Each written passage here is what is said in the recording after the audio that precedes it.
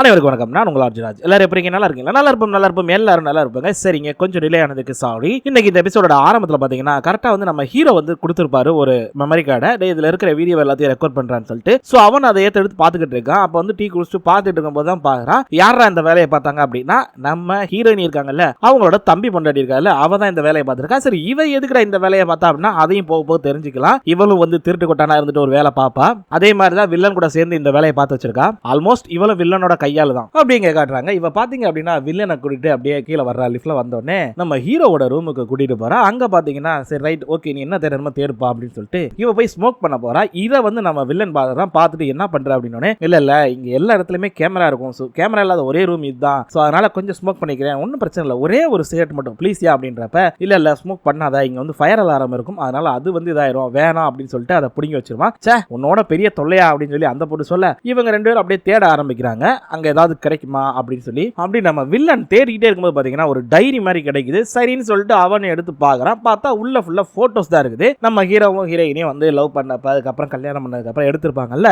அந்த போட்டோஸ்லாம் நிறைய இருக்கு. அது எல்லாத்தையுமே அப்படியே ஒன் பை ஒன்னா பார்த்துட்டே வரான். அப்படி பார்க்கும்போது பாத்தீங்கன்னா அங்க வந்துட்டு குழந்தை கரு உண்டா இருக்குல்ல, அந்த போட்டோ ஒன்று இருக்குது. அதை பார்த்தோன்னே இவனுடைய கையால் அவளும் சொல்றா, இல்ல இது வந்து ரொம்ப நாளைக்கு முன்னாடி வந்து அவ பிரெக்னென்ட் ஆனா என்ன ரீசன் தெரியல, கொஞ்ச நாள்லயே அந்த கரு கலைஞ்சிருச்சு, அதுக்கான ரீசன் என்னங்கிறது இப்போ வரைக்கும் யாருக்குமே தெரியாது, அவங்க ரெண்டு பேருக்கு மட்டும் தான் தெரியும், அதை ரொம்ப பாதுகாப்பா சீக்கிரட்டா வச்சிருக்காங்க. அதே நேரத்தில் பாத்தீங்கன்னா அப்படியா அப்படின்னு சொல்லிட்டு ரெண்டு பேரும் பேசிட்டு இருக்கும்போது நம்ம வில்லன் என்ன பண்றான் அப்படின்னா அங்க இருக்கிற இன்னொரு டோரை ஓபன் பண்றான். கீழே கபோர்ட் மாதிரி இருக்கு. சோ அதை ஓபன் பண்ணி பார்த்தா தெரியுது உள்ள ஒரு லாக்கர் இருக்குது. ஆஹா சூப்பரா, இங்க ஒரு லாக்கர் இருக்குது. அப்ப ஏதோ ஒரு விஷயத்த சீக்கிரட்டா வச்சிருக்கான் அப்படின்றப்ப அந்த பொண்ணு சொல்றா, இல்ல அவனுக்குள்ள என்ன பெருசா சீக்கிரட் இருக்க போது, இதெல்லாம் சும்மா அப்படின்றப்ப இல்ல நீ ஒரு விஷயத்த தப்பா புரிஞ்சிருக்க. பேக்கியானா இருக்கான்ல, பேக்கியானா அவன் நீ நினைக்கிற மாதிரி கிடையாது, இதுல ஏதோ ஒரு விஷயம் இருக்கு அப்படின்னு ஒரு மாதிரியா சொல்றான். அப்படி இங்க காட்டுறாங்க.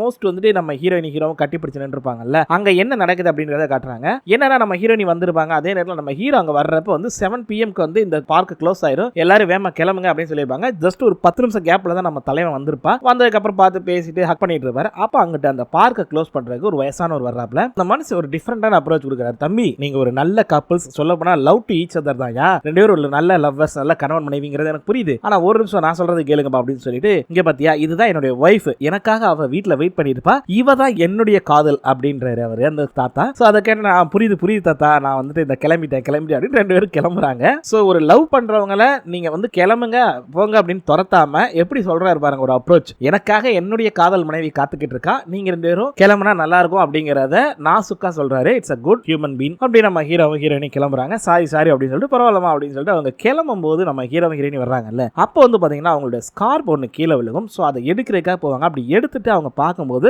ஒரு சின்ன பையன் கிராஸ் ஆகி ஓடுற மாதிரி இருக்கும். இந்த இதை நல்லா நோட் பண்ணிக்கோங்க, ஏன்னா இதுல தான் ஒரு விஷயமே இருக்குது. அது என்னங்கிறத நீங்களும் போக பார்க்க தான் போறீங்க. சோ அப்படியே இங்க ரெண்டு பேர் வந்தோடனே உட்காந்து சாப்பிட உட்காந்துருக்காங்க. அப்போ வந்து நம்ம ஹீரோ கேட்கிறார், ஆமா என்னாச்சு திடீர்னு சடனா வந்துட்டு ராமன் சாப்பிடணும்னு அப்படின்னு. இல்ல எனக்கு தோணுச்சு, ஏன்னா எப்போ வேணாலும் சாவு வரும்ல, அதனாலதான் அப்படின்னு. அப்படிலாம் பேசாதமா விடுமா அப்படின்னு சொல்லிட்டு அந்த ராமன் ரெடி பண்றதுக்கு ஹீட்டான வாட்டர் ஊத்திருப்பாரு. இந்த 3 நிமிஷம் ஆகும் வெயிட் பண்ண அப்படின்றப்ப அப்போ ஓகே 3 நிமிஷத்துக்கு நான் பேசுறதுக்கு மட்டும் பதில் சொல்லுங்க எனக்கு அப்படின்னு ஓகேமா அப்படின்னு இவரும் சொல்லிடுறாரு. அதே மாதிரி நம்ம ஹீரோயினி பேச ஆரம்பிக்கிறாங்க. ஆக்சுவலி நான் இறந்துட்டேன் அப்படின்னா என்ன நடக்குங்கிறது எனக்கு தெரியணும், எனக்கு தெரிஞ்ச நான் சொல்றேன். என்னை வந்து படுக்க வச்சிருப்பாங்க, ரொம்ப அழகா வந்து மேக்கப்லாம் போட்டு ரெடி பண்ணி வச்சிருந்திருப்பாங்க, அழகான ஒரு இதில் வச்சிருப்பாங்க. அப்படி இருக்கிறப்ப என்னை சுத்தி இருக்கிற எல்லாரும் அழுதுகிட்டு இருப்பாங்க. அதுலயும் வந்து எங்க அம்மா வந்து அழுகிறது டவுட் தான், பட் என்னுடைய அப்பா வந்து ரொம்ப ரொம்ப அழுவாரு, என்னுடைய தாத்தாவும் அப்படிதான் ரொம்ப வருத்தப்பட்டு அழுவாரு. அந்த இடத்துல என் பக்கத்துல என்னுடைய ஹஸ்பண்ட் இருப்பாரு, அவர் எனக்காக அங்க வருத்தப்பட்டு அழுதுகிட்டு இருப்பாரு. ஆனா உண்மை என்ன அப்படின்னா ஆக்சுவலி மத்தவங்க அழுகிறதெல்லாம் சும்மா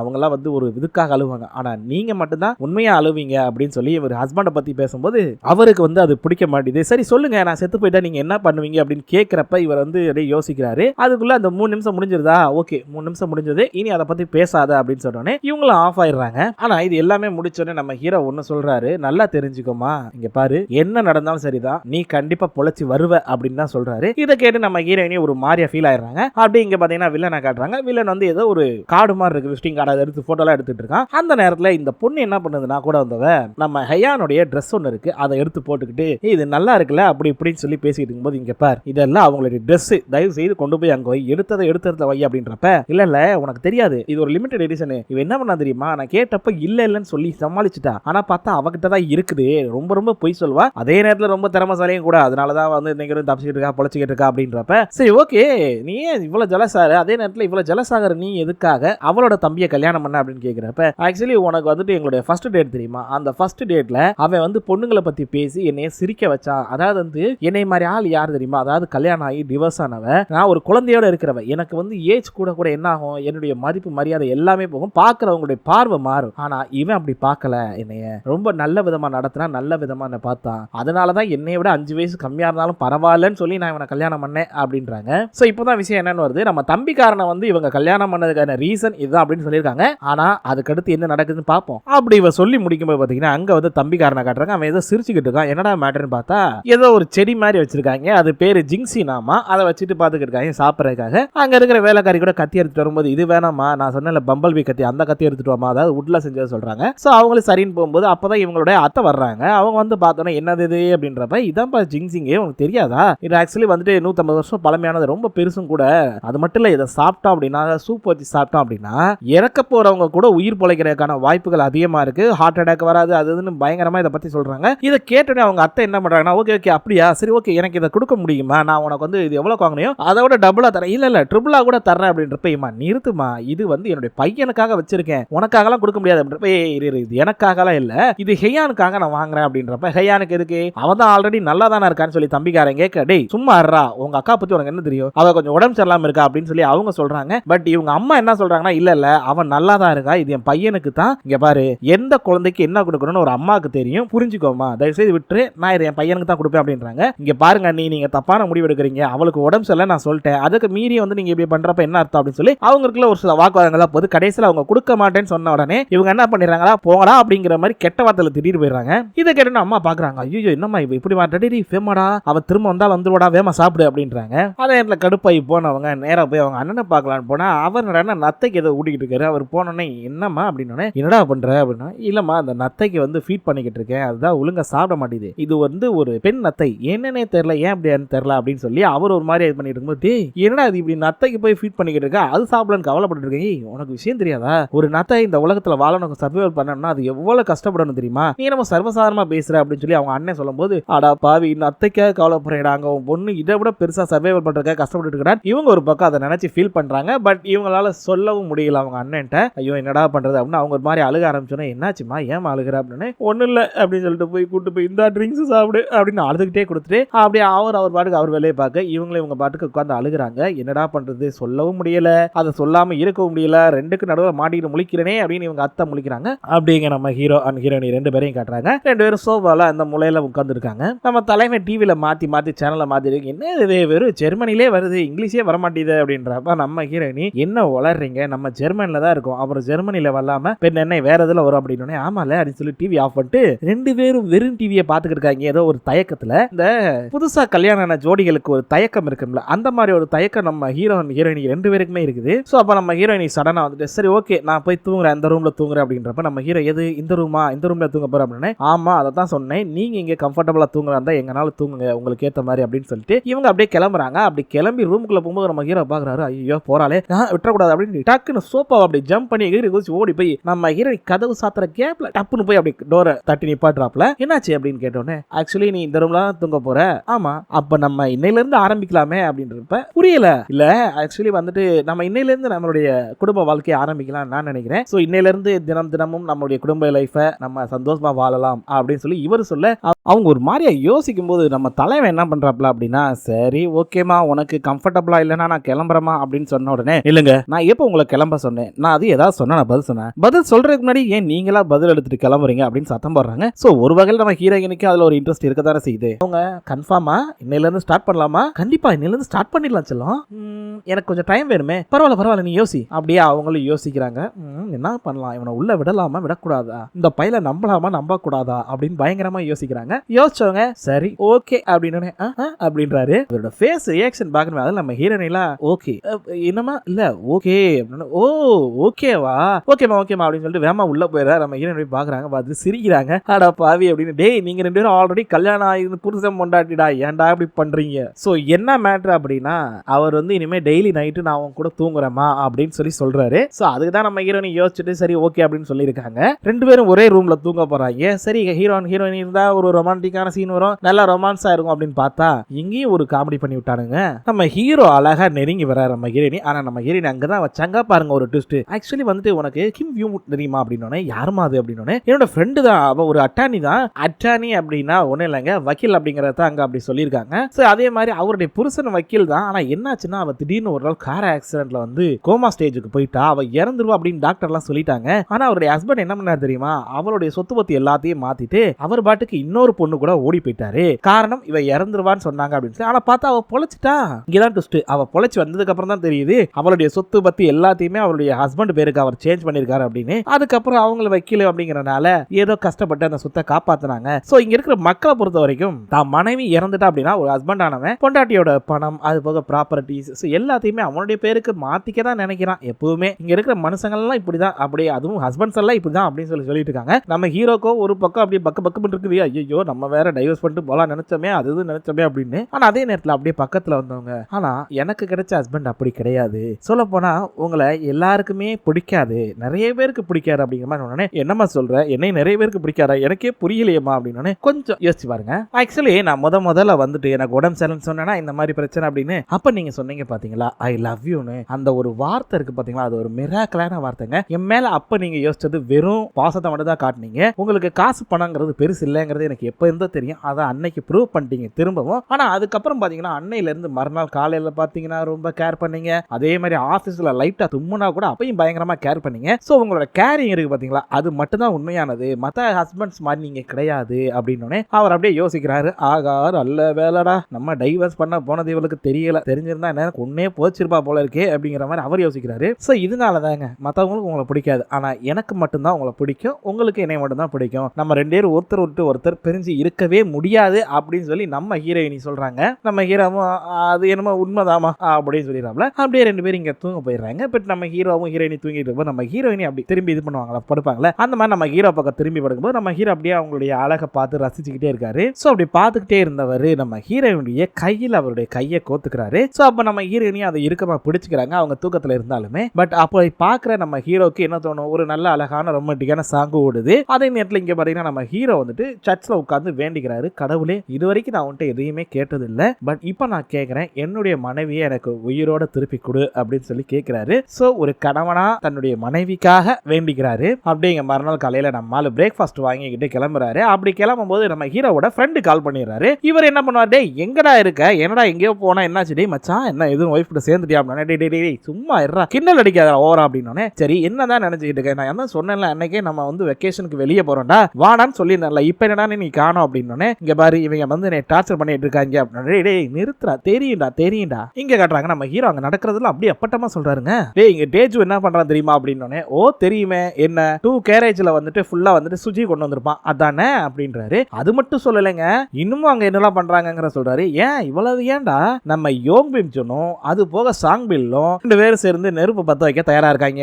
அது போக உன்னோட கையில வந்துட்டு நம்ம மீட் எடுக்கிறதுக்கு யூஸ் பண்ற இடுக்கியை வச்சிருக்க அப்படின்னா அந்த இடுக்கி அப்படியே கீழே போட்டாரு. டேய் உண்மையை சொல்றா, இங்க இருந்து எதுவும் பாத்துக்கிட்டு இருக்கே அப்படின்னா, டேய் வருஷம் இதை தாண்டா நம்ம செய்யறோம், இதுல வேற என்னடா புதுசா செய்ய போறோம், போடா போய் வேலையை பாடுறா அப்படின்னா, சரி எங்கடாண்டா இருக்க அப்படின்னா, நான் ஜெர்மன்ல இருக்கேன் என் பொண்டாட்டி கூட அப்படின்னு, ஓகே என்ஜாய் பண்ணு அப்படின்ட்டு இவர் வச்சிடறாரு. இங்க தாங்க நம்ம ஹீரோ தரமா ஒரு சம்பவத்தை பண்ணிருப்பாரு. ஆக்சுவலி வந்துட்டு நம்ம ஹீரோ அப்படி பிரேக்ஃபாஸ்ட் வாங்கிட்டு வரும்போது நம்ம ஹீரோனி, ஹனி இங்க வாங்க, இங்க பாருங்களேன், எனக்கு வந்து அந்த ரிசர்ச் சென்டர்ல இருந்து மெயில் அனுப்பியிருக்காங்க, என்னமா அப்படின்னு, இல்ல என்னுடைய ட்ரீட்மெண்ட்டை கண்டினியூ பண்றேன் வேமா பண்றேன்னு சொல்லியிருக்காங்க அப்படின்னு. என்னடா மேட்டர் அப்படின்னு பார்த்தா தலைவன் போய் ஒரு வாங்கிருப்பாரு. ஏன்னா இவர் வக்கீலாச்சுல, அவர் அங்க போனேன், ரொம்ப நன்றி டாக்டர் உங்களுடைய டயத்தை ஒதுக்கி கொடுத்ததுக்கு ரொம்ப தேங்க்ஸ் அப்படின்னு. பரவாயில்லப்பா நீங்க தான் ரொம்ப அர்ஜென்ட்டா பேசணும் அப்படின்னு சொல்லி மெயில் பண்ணிருந்தீங்க, அதனாலதான் நானும் பார்த்துக்க ஒத்துக்கிட்டேன் அப்படின்னு. அப்புறம் ஒரு விஷயம், நம்மளுடைய ஹேங்கன் குயின் கூப்பிட்டுருக்கல, அங்க இருந்து எங்களுக்கு ஃபண்ட் கொடுத்ததுக்கு ரொம்ப நன்றிப்பா அப்படின்னு.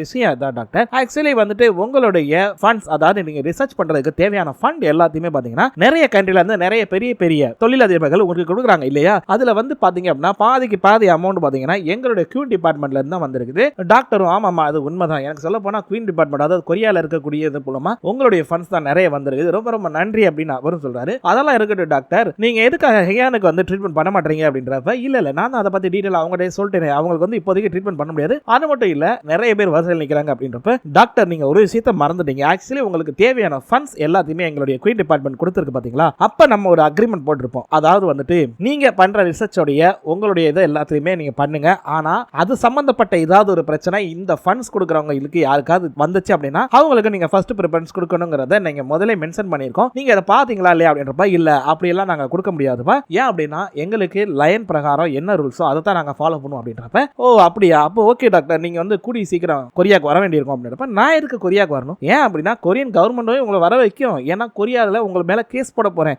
என்னன்னா கொரிய நாட்டுடைய சட்டப்படி எந்த ஒரு ரிசர்ச்க்கும் யாரு பணம் கொடுக்கறாங்களோ அவங்களுக்கு அது சம்பந்தப்பட்ட நோய் எது வந்தாலும் எத்தனை பேர் இருந்தாலும் அவங்களுக்கு தான் நீங்க ஃபர்ஸ்ட் பிரெஃபரன்ஸ் கொடுக்கணும்ங்கிறது தான். அது மட்டும் இல்ல, அப்படி கொடுக்கல அப்படின்னா அது ஃப்ராட் இதுல வரும். சோ உங்களை தூக்கி உள்ள வைப்பானுங்க. கண்டிப்பா வந்து நீங்க கொரியன் கவர்மெண்ட்டுக்கு பதில் சொல்லி ஆகணும் அப்படின்றப்ப இவர் அப்படியே யோசிக்கிறாரு, என்னடா இவன் விட்டா ஜெயிலுக்கே அனுப்பிடுவான் போல இருக்கே அப்படின்னு சொல்லிட்டு, ஓகே நான் பண்ணி தரேன் அப்படின்னு சொல்லிடுறாரு. சோ நம்ம ஹீரோ இப்படி ஒரு போடு போட்டதுக்கு அப்புறம் தான் இங்க நம்ம ஹீரோயினுக்கு ட்ரீட்மெண்ட் கூடி சீக்கிரம் ஸ்டார்ட் ஆகுது அப்படின்னு சொல்லியிருக்காங்க. நம்ம ஹீரோவும் சரிமா உனக்கு ட்ரீட்மெண்ட்லாம் ஸ்டார்ட் பண்ண போறாங்க, உன் உடம்புக்கு வந்து ஏற்ற மாதிரி நல்ல சாப்பாடு சாப்பிட்டு உன்னோட இம்யூனிட்டி சிஸ்டத்தை வந்து கூட்டுவோம், ஒன்றும் பிரச்சனை இல்லை அப்படின்றப்ப, உங்களுக்கு எப்படி தெரியுது அப்படின்னு, இதெல்லாம் காமன் சென்ஸ் அப்படின்னு ரெண்டு பேர் சிரிச்சுக்கிறாங்க. அப்படியே இங்க வில்லனை காட்டுறாங்க. வில்லன் பாத்தீங்கன்னா எங்கடா வர்றேன்னு, அவன் ஒரு கார்ல போட்டோ எடுத்திருப்பான்ல விசிட்டிங் கார்டு, அந்த அட்ரஸ் வச்சு கண்டுபிடிச்சு இங்க வர்றான். இங்க வந்து பாத்தீங்க அப்படின்னா யாரு நம்ம ஹீரோ வந்து ஒரு கார்டு கொடுத்திருப்பார்ல மெமரி கார்டு, அந்த கடைக்கு தான் வர்றான். வந்தோடனே அவன் வந்துட்டு சார் என்ன சொல்லுங்க சார், ஏதாவது ஹெல்ப் வேணுமா அப்படின்னு, எஸ் உன்னுடைய ஹெல்ப் எனக்கு ரொம்ப முக்கியம் அப்படின்றாங்க. அப்படியே கட் பண்ணிடுறாங்க.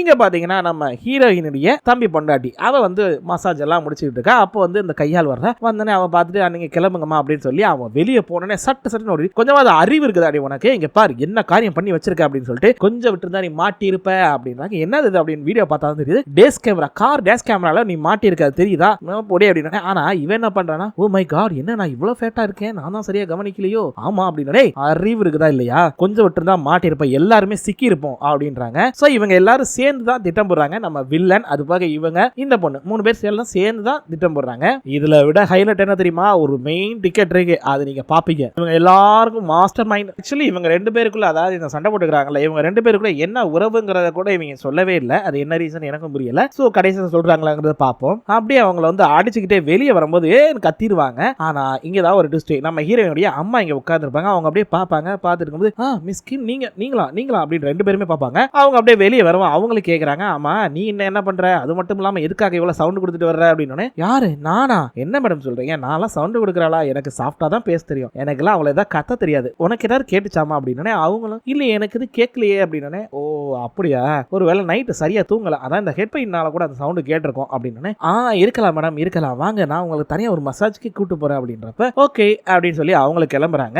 அப்படியே அவங்க பாத்தீங்க அப்படின்னா அவங்க அம்மாக்கு வந்து இவங்க தான் வந்து ஹெட் மசாஜ் மாதிரி பண்ணி விடுறாங்க. ரொம்ப நல்லா பண்றோமா அப்படின்றப்ப, மேடம் ஆக்சுவலி உங்களுக்கு ஒரு விஷயம் தெரியுமா, நம்ம பேக்கியானா வந்து ஜெர்மனி போயிருக்கானாமே அப்படின்னு. ஆமா நானும் கேள்விப்பட்டேன். ஆமா எதுக்கு மேடம் அங்க போயிருக்காரு தெரியல, இப்ப அவன் எதுக்காக அங்க போனா உனக்கு என்ன அப்படின்னு. இவங்க வேற ஏதோ வந்து ஹிண்ட் கொடுத்து பேசுற மாதிரியே பேசுறாங்க. அவங்களும் அதுக்கு ஏத்த மாதிரியே பதில் சொல்லிடுறாங்க. சோ இவங்க 2 பேரும் என்ன பேசுனாங்கிறத முழுசாலாம் காட்டல. அதே நேரத்துல இங்க நம்ம ஹீரோயினுடைய தம்பி இருக்கான்ல, அவன் வந்து இங்க தாத்தாட்ட பேசிருக்கான். தாத்தா என்ன தாத்தா பண்ணீங்க, நான் தான் அந்த ப்ராஜெக்ட பத்தி பேசினேன்ல, நீங்க பாட்டுக்கு இப்படி சொதப்பிட்டு போயிட்டீங்க, இப்ப பார்த்தா அந்த யோன் வந்துட்டு கொஞ்சம் பேக் அடிக்கிறாரு அப்படின்றப்ப, டேய் இங்க பர்றா பெராண்டி, பிசினஸ் அப்படின்னா அதுல ஒரு கட்ஸ் வேணும்டா, சும்மால இறங்கிட முடியாது, ரிஸ்க் எடுக்கிற தைரியம் இருக்கிறவனால மட்டும் தான் பிசினஸ் பண்ண முடியும், அப்படி பண்ணாத வச்சு நீ என்ன பண்ண போற, அவன் பண்ணலாம் அப்படின்னா விட்டு இன்வெஸ்ட்மெண்ட் பண்ணலனா வேற ஏதாவது இன்வெஸ்டரை பாடுறா அப்படின்றாங்க. சோ இவனும் டென்ஷன் ஆயிடுறான், என்ன தாத்தா அப்படின்னு சொல்லிட்டு போடா அப்படின்னு மண்டையில அடிச்சு பத்தி விட்டுறாரு. அதே நேரத்துல இங்க பாத்தீங்கன்னா நம்ம ஹீரோவோட ஊருக்குள்ள அவங்க அப்பா வந்து அவங்க ஃப்ரெண்ட்ஸ் கூட உட்காந்து எப்பயும் போல சாப்பிட்டு இருக்காரு. அப்ப வந்து பாத்தீங்கன்னா கார்ல ஒரு குரூப் வந்து, சார் இங்க வந்து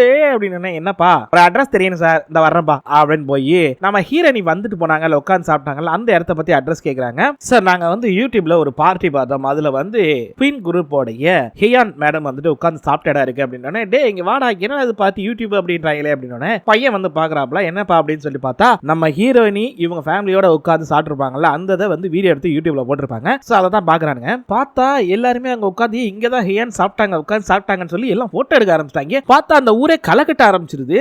பார்த்தா அவங்க வாட்டுக்கு எல்லாரும் வரிசை நின்று போட்டோ எடுத்துட்டு போறாங்க, வந்து உட்காந்து வெயிட் பண்ணி. அதுல ஹைலைட் பாருங்களேன், அவங்க அம்மா கேக்குறாங்க, யாரு ஹீரோவோட அம்மா கேக்குறாங்க, என்னடி நடக்குதுங்க அப்படின்றப்ப, அம்மா உனக்கு தெரியாதா, ஆக்சுவலி வந்துட்டு ஹியான் வந்துட்டு போனால, அதாவது என்னுடைய அண்ணி வந்துட்டு போனாங்கல்ல, அதனால இந்த ஃபேமஸ் ஆயிடுச்சுமா இந்த இடம் அப்படின்னு. டேய் அவ வந்துட்டு போனதுக்கு எதுக்குமா ஃபேமஸ் ஆகுது அப்படின்றப்ப, என்னமா சொல்ற, குயின் குரூப்போட மிகப்பெரிய தலைவ சும்மா கிடையாது, ஒரு பிசினஸ் உமன், அவள மாதிரி ஒரு கொரியால ஒரு உமனா இருந்து இவ்வளவு பெரிய பிசினஸ் மேனா யாரும் மாறினது கிடையாது, ரொம்ப திறமசாலிமா என்னுடைய அண்ணி, அதனாலே அவங்க ரொம்ப ஃபேமஸும் கூட, அதனாலதான் இந்த மாதிரிலாம் நடக்குது அப்படின்றப்ப இவங்க இப்படி பேசிக்கிறீங்க போது அங்க 2 பொண்ணுங்க வருவாங்க. வந்தோடனே டக்குன்னு ஷாக் ஆகி போய் நின்றுவாங்க. என்னடான்னு பார்த்தா ஒண்ணு இல்லைங்க, நம்ம ஹியான் வந்துட்டு ஒரு நாய் வச்சிருந்திருப்பாங்க. அவங்க அப்படி பார்த்து இதுதான் அந்த நாய், இதுதான் அந்த நாய், ஆமாமா அப்படிம்பாங்க. சோ அந்த நாயை வச்சு இவங்க போட்டோ எடுக்கிறாங்க. அப்படியே பார்த்தா அந்த கிராமமே நல்லா செழிப்பா இருந்துங்க. இப்ப பார்த்தா டூரிஸ்ட் மாதிரி நிறைய வர ஆரம்பிக்கிறாங்க. எல்லாத்துடைய விலையும் கூடுது. எல்லா இடத்துலயும் அப்படியே கூட்டம் நிரம்பி வழியுது. இதுல கூத்து என்ன தெரியுமா, ஆப்போசிட்டா என்ன பாத்தீங்களா, அவன் ஒரு கூத்து பண்ணிருப்பான். அதை வீடியோவும் காட்டுறாங்க. யாரு, நம்ம ஹீரோவோட அப்பா இருக்காருல்ல, அவர் கேங்கோட அப்படி கெத்தா நடந்து வராரு. இங்க பாருடா டேய், இந்த ஹோட்டல்ல சாப்பிடவே நாதி இருக்காரா, இப்ப பார்த்தா அந்த டேபிளுக்கு நான் இவ்வளவு பணம் தரேன் அவ்வளவு பணம் தரேன்னு சொல்லி உட்கார்ந்துருக்காங்க. பாரு பயங்கரமா ஃபேமஸ் ஆயிடுச்சு. அவங்க மட்டும் ஃபேமஸ் ஆகல, இங்க வாரு இந்த வீடியோ அப்படின்னு காட்டுறப்பதான் நம்ம ஹீரோயினிக்கு இந்த ஆப்போசிட் பார்ட்டிக்கார என்ன பண்ணிருப்பானா, ஒரு ஆப்பிள் கொடுத்துருப்பாங்க. இதுதாங்க நல்ல ஆப்பிள் ஊர்ல அப்படின்னு சொல்லி. ஆனா அவன் ஆப்பிள் கடையிலேயே ஆப்பிள் அமோகமா விற்கும். அங்க வாரு அப்படின்றப்ப பயவுல பயங்கரமா வித்து தள்ளிக்கிட்டு இருப்பான். பார்த்தா நாங்க ஜாலியா சிரிச்சுக்கிட்டு இருக்கோம். நம்ம ஹீரோவோட அப்பாவும் பாக்குறாரு, இவனும் கேப்ல கெடா வெட்டிட்டானையா அப்படின்னு. இப்பதாங்க ஒரு செம சீனுங்க. இந்த பசங்களுக்குன்னே எங்க இருந்தாலும் இந்த பிரச்சனை வந்துருங்க. என்னதான் நம்ம கல்யாணம் ஆயிருந்தாலுமே, நம்ம பொண்டாட்டி நம்மளை சைட் அடிச்சாலுமே, இன்னொரு பொண்ணு நம்மளை சைட் அடிக்கிறப்ப நம்ம பசங்களுக்கு வருமே ஒரு சந்தோஷம். அப்பா பாப்பா அப்படியே உள்ளுக்குள்ள எப்படி சொல்றது, இந்த இவன் விஜய் சொன்ன மாதிரி அப்படியே ஜில்லுன்னு ஹாட்டா அந்த மாதிரி இருக்கும். அது மாதிரிதான் இங்கேயும் ஒரு சம்பவம் நடக்குது. நம்ம ஹீரோவும் ஹீரோயினும் ரயில்வே ஸ்டேஷன்ல நின்று இருக்கும் போது அங்க ஒரு பொண்ணு அப்படி எல்லோ கலர் ட்ரெஸ் போட்டு வருது. அந்த பொண்ணு நம்ம ஹீரோவை பார்க்குமே ஹாய் ஹேண்ட்ஸம் அப்படின்னு நம்ம ஹீரோயின் வெயிட் பார்க்குறாங்க. சாரிமா நீ ரொம்ப லேட்டா வந்துட்ட, அவனுக்கு 5 வருஷத்துக்கு முன்னாடியே கல்யாணம் ஆயிடுச்சு, அவனுக்கு பொண்டாட்டி இருக்கு அப்படின்றாங்க. அவங்க பாப்பாக்கு பார்த்துட்டு சரி ஓகே அப்படின்னு சொல்லிட்டு கிளம்பிடுவாங்க. ஆனா இந்த சம்பவம் நடக்கும்போது நம்ம ஆளு சிரிச்சுக்கிட்டே இருந்திருப்பாரு. நம்ம ஹீரோயின் அப்படியே பார்ப்பாங்களா இல்லையா, நம்ம ஹீரோவுடைய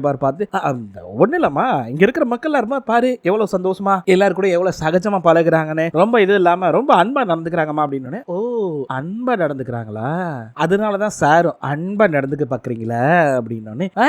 இல்லம்மா அவங்க ஏதோ வந்துட்டு போறாங்க, ஏதோ சிரிச்சுட்டு போறாங்க, நமக்கு என்ன, நான் பாட்டுக்கு என் வேலையில இருக்கேன், நான் எதுவுமே பண்ணலமா அப்படின்றப்ப, ஏன் அந்த பொண்ணு அப்ரோச் பண்றால வாயை திறந்து சொல்ல வேண்டியதானே, என் பொண்டாட்டி பக்கத்துல தான் இருக்கான்னு, கொஞ்சம் கூட இதே இல்லாம நீ பாட்டுக்கு நிக்கிற. ஏமா இல்லம்மா நான் சொல்றதுக்கு முன்னாடி நீயே சொல்லிட்டியே, நான் தானே சொன்னேன் நீ ஏன் சொல்லல. இல்லம்மா அது வந்துமா நம்மால் தானே. எனக்கு இப்பதான் ஒரு விஷயம் நான் வருது, உங்க அக்கா அப்பவே சொன்னாங்க உனக்கு ஏற்கனவே ஒரு கிரஷ் இருக்குது அப்படின்னு சொல்லி, ஆனா நான் தான் நம்பல அப்படின்னு. எங்க அக்கா சொன்னாலா, யார சொன்னா, அதான் அந்த பிரின்சிபலோட பொண்ணு அப்படின்னு. ஓ நீ ஏன் சோயாங்க சொல்றியா அப்படின்னு. சோயாங் அவ பேரெல்லாம் நல்ல ஞாபகம் வச்சிருக்க அப்படின்னு.